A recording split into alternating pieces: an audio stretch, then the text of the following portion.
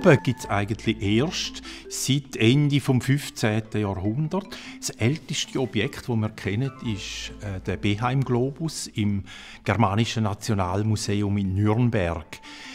Aber es gibt, und genau dort in St. Gallen, gibt es einen Vorläufer während der Amtszeit vom Abt Burchard 1001 bis 1022. In dieser Zeit ist da eine Sphäre gemacht worden, wo man die Wohnorte der Völker eingezeichnet sind.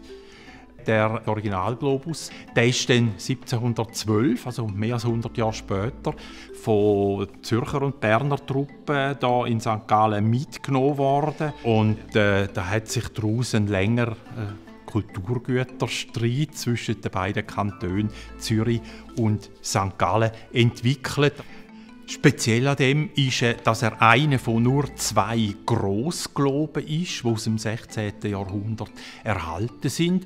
Und er zeigt eben auch einerseits den Umriss der Kontinente der Welt, wie es sich nach dem damaligen Kartenbild präsentiert. Und andererseits ist gleichzeitig da auch der nördliche und der südliche Sternenhimmel eingezeichnet. 1995 habe ich einen Leserbrief geschrieben zum Thema Kulturgüterraub zwischen Deutschland und Russland und auf das parallele Ereignis da ein paar hundert Jahre früher in der Schweiz hingewiesen. Zwischen 1995 und 2006, also über 11 Jahre, ist intensivst darüber verhandelt, gestritten, Gespräche abgebrochen worden.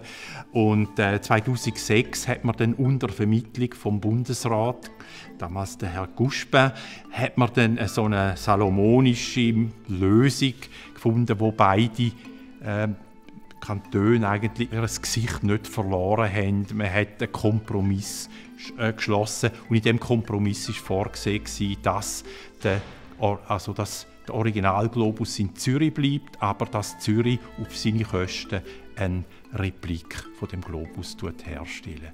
Es war mein einziger Leserbrief und man hat mir verboten, weitere Leserbriefe zu schreiben, weil er könnte wieder grössere finanzielle Konsequenzen haben, wie das sowohl für den Kanton St. Gallen als auch für den Kanton Zürich natürlich der Fall war.